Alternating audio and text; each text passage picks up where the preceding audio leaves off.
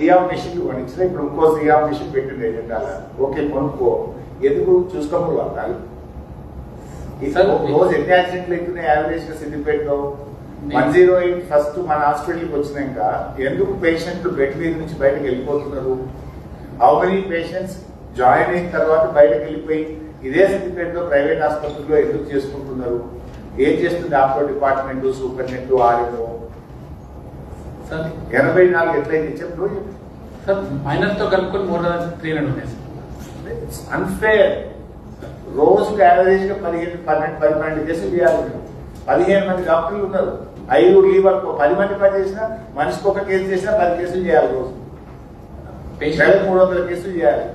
Patient load కూడా అంతే. Patient load ఎందుకు వస్తలేదు?